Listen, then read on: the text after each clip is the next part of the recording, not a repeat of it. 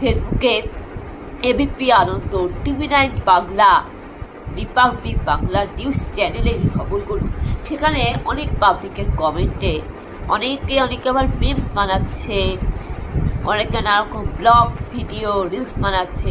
সেখানে বলছে যে সরকারি চাকরির কর্মচারীরা নাকি বসে বসে খায়, তাদের নাকি কোনো পরিশ্রম করতে হয় না এবং তাদের নাকি প্রচুর স্বাধীনতা আছে। এটা তারা কোন দিক থেকে বলছে? যেহেতু তারা প্রাইভেট কোম্পানিতে কাজ করে, বেসরকারিতে কাজ করে, যেহেতু তাদের 24 ঘন্টা কাজ করতে হয়, 24 ঘন্টা তাদের গাধার খাটুনি খাটতে হয়, গাধার খাটুনি খাটতে হয় 24 ঘন্টা।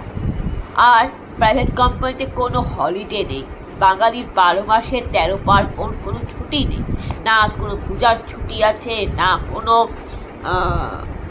রবীন্দ্রনাথের জয়ন্তী, সুভাষচন্দ্র বোসের জয়ন্তী, নেতাজি জয়ন্তী, কোনো রাষ্ট্রীয় উৎসবে মানে দেশের রাষ্ট্রীয় উৎসবের কোনো ছুটি আছে, না কোনো গভর্নমেন্ট ছুটি আছে।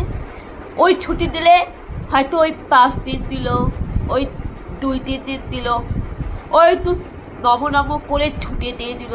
দুর্গাপূজা যেরকম ওই ষষ্ঠী থেকে দশমী নবনব করে ছুটি দিল, বড়দিনের ওই 1 দিন ছুটি দিল, ওই চন্দ্রবিন্দুর মতন মানে প্রসাদ দেওয়ার মতন আপনাকে ছুটিটা দিল, বেশি ছুটি কিন্তু নেই।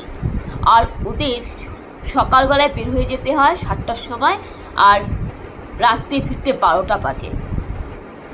ভাবুন তো, তাদের 24 ঘন্টা কাজ, বউ, ছেলে মেয়ে, পরিবার, মা বাবার সাথে সময় কাটে না, কোথাও তারা ঘুরতে যেতে পারে না, কোথাও তারা উৎসবে থাকতে পারে না, আনন্দ করতে পারে না। যার জন্য তাদের একটা মাথায় ঢুকে গেছে যে বেসরকারি প্রাইভেট কোম্পানিরাই একমাত্র পরিশ্রম করে, একমাত্র কষ্ট করে, আর এরাই একমাত্র যোগ্য মেধাবী, এদেরই একমাত্র ট্যালেন্ট রয়েছে এবং এরা যথেষ্ট পরিশ্রম করে, কাজ করে, রোজগার করে। কিন্তু যেহেতু তারা সরকারি চাকরিতে ঢোকেনি, যেহেতু তারা সরকারি চাকরি জানে না, যেহেতু তারা সরকারি চাকরি করেনি, তাই তারা না জেনে বুঝে এ সমস্ত মন্তব্য করতে পারে না।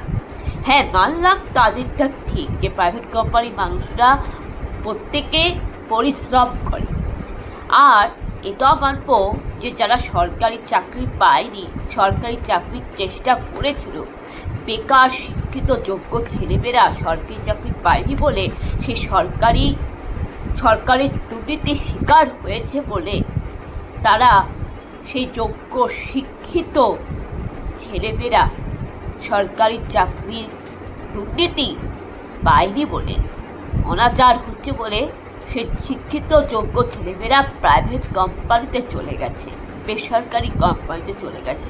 আর কেউ যোগ্য শিক্ষিত ছেলেমেয়েরা, চাকরি প্রার্থীরা রাস্তায় আন্দোলন করছে সরকারি চাকরির জন্য, অনশন ধর্ণা দিয়েছে। কেন? তো সরকারি চাকরিতে তো ঘুষ দিয়ে কেনা বেচা হচ্ছে বেআইনিভাবে, কিন্তু বেসরকারি ক্ষেত্রেও কিন্তু ঘুষ দিয়ে কেনা বেচা হয়, প্রাইভেট কোম্পানিতেও কিন্তু ঘুষ দিয়ে কেনা বেচা হয়। তাই বলে এই না যে সরকারি চাকরির কর্মচারীরা বসে বসে খায় বা তাদের কোনো রোজগার করে, এই ধারণা তাদের ভুল। কারণ তারা যদি প্রাইভেট কোম্পানিতে কাজ না করে যদি সরকারিতে যদি চাকরি করতো, তাহলে বুঝতো যে তারাও কিন্তু পরিশ্রম করে। কিন্তু কি এখানে একটা সুবিধা রয়েছে, কি সকাল 7টার সময় ঘুম থেকে উঠতে হচ্ছে না, তারা 10টার সময় যাচ্ছে, বিকেল 4:30-5টার সময় বাড়িতে ফিরছে, এটা সুবিধা। আর আপনি দেখবেন যত অসুস্থ রোগী রয়েছে না, মানে কারো স্পন্ডিলাইটিস, কারো আর্থারাইটিস, কারো ডায়াবেটিস, যত রকমের রোগী রয়েছে সব কিন্তু প্রাইভেট কোম্পানিতে চাকরি করার ফল। কেন? কারণ এদের সকালে উঠে এদের অফিসের তারা সকালে উঠে যে একটু যোগাসন করবে, একটু যোগা করবে, সেটা ওরা করতে পারে না। সকাল উঠে এরা কোনো যোগাসন করতে পারে না, কোন রকম যোগা করতে পারে না। তারপরে ঠাকুরের প্রার্থনা করবে, পূজা অর্চা করবে, সেটা করতে পারে না। বাইবেল গীতা পাঠ করতে পারে না, ঠাকুর দেবতা পূজা অর্চা করতে পারে না।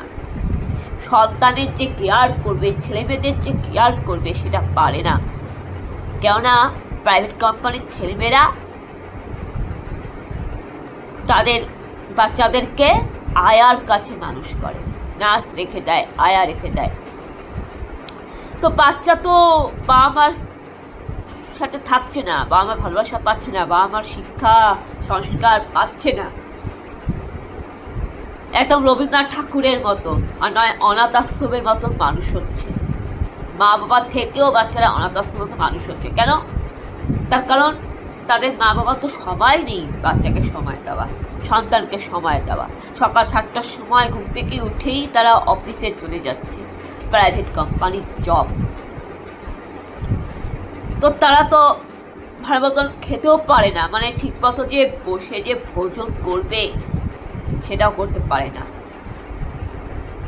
সকালে ডাক্তাররা বলে যে ব্রেকফাস্ট রাজার মতো করতে। আপনি যদি সকালবেলায় নিয়মিত ব্রেকফাস্ট না করেন, আপনার মস্তিষ্ক খারাপ হবে, আপনার নার্ভের সমস্যা হবে। যার ফলে কি হচ্ছে, প্রাইভেট কোম্পানির কর্মচারীরা সকালে ঠিকমতো ব্রেকফাস্ট করতে পারে না, এতে তাদের নার্ভের সমস্যা হচ্ছে। তাই বলছি, যত অসুস্থ রোগী রয়েছে সব প্রাইভেট কোম্পানিতে রয়েছে। রাত্রিবেলায় বলে যে 9টার সময় ডিনার করতে, বেশি রাত করে খেলে গ্যাস্ট্রিক আলসার হয়। রাত্রি 9টার সময় ডিনার করতে। আর ডাক্তাররা বলে সকালে রাজার মতো খাবেন, মানে সকালে রাজার মতো বলতে কি, মানে খুব পেট ভরে, মানে সপ্তম পদ দশম পদ রান্না, ভারী খাবার খেলেন। আর রাত্রিবেলায় 9টার সময় যখন আপনি ডিনার করবেন, ভিখারির মতন। ভিখারি মানে কি? আধা পেট, আধা ভরা আধা খালি পেট, অল্প করে খাবেন, এটা হচ্ছে ভিখারির মতন। রাত্রে এরকম 9টার মধ্যে খেয়ে তাড়াতাড়ি ঘুমিয়ে পড়া, যাকে বলে স্বাস্থ্যের পক্ষে খুব ভালো। আর তাড়াতাড়ি ঘুমিয়ে পড়ে সকালে ভোরে তাড়াতাড়ি উঠে মর্নিং ওয়াক করা, ব্যায়াম যোগাসন করা, ঘরের কাজকর্ম করা, ঠাকুরের পূজা অর্চা করা, মেডিটেশন করা। আর যত আপনি ঠাকুরের পূজা করবেন, তত আপনার মানসিক একাগ্রতা বৃদ্ধি পাবে, আপনার ব্রেন ভালো থাকবে, আপনার মাইন্ড ভালো থাকবে, আপনার মনে কোনো দুশ্চিন্তা থাকবে না, আপনি কোনো ডিপ্রেশনে ভুগবেন না, আপনি সুস্থ থাকবেন। কিন্তু প্রাইভেট কোম্পানিতে চাকরি করলে কি হয়, রাতে তাড়াতাড়ি ডিনার করা যায় না। কেন? সেই তো চাকরির থেকে ফিরতে ফিরতে 10টা 11টা বাজে যায়, ঘুমাতে ঘুমাতে কয়টা বাজে? 1:30 2টা বাজে। মানে কি, বাড়ি প্রাইভেট কোম্পানির চাকরি থেকে অফিস থেকে বাড়িতে এসে একটু হাত মুখ ধুবে, একটু চা খাবে, তারপর ডিনার করবে, ডিনার করে একটু 1 ঘন্টা বসবে। তার কারণ শাস্ত্রে লেখা আছে, যেখানে মেডিকেল টিপস বলে খাওয়ার খেয়ে ভোজন করে উঠে ঘুমোতে নেই। এটা কিন্তু মানুষের মৃত্যুও ঘটতে পারে। খাবার খেয়ে তার ঠিক 45 মিনিট পর, আধা ঘন্টা পর আপনি জল পান করবেন। তার ঠিক আরও তার ডবল আধা ঘন্টা 45 মিনিট পর, অর্থাৎ খাবার খেয়ে 1 ঘন্টা পরে আপনি ঘুমাবেন। তার আগে আপনি পায়চারি করবেন, এটা বলে। কিন্তু প্রাইভেট কোম্পানিতে ক্ষেত্রে কিন্তু সেটা হচ্ছে না। এ রাত্রি 12টার সময় 11টার সময় রাত করে বাড়ি ফিরছে, ডিনার করতে করতে রাত হয়ে যাচ্ছে। তাহলে ঘুমোতে কয়টা বাজছে আপনি ভাবুন। তো দেরি করে ঘুমাচ্ছে। আর সকালে যখন দেরি করে যখন ঘুমাচ্ছে, মানুষের শরীর, যেখানে আমাদের বয়সী থেকে শুরু করে 60 বছরের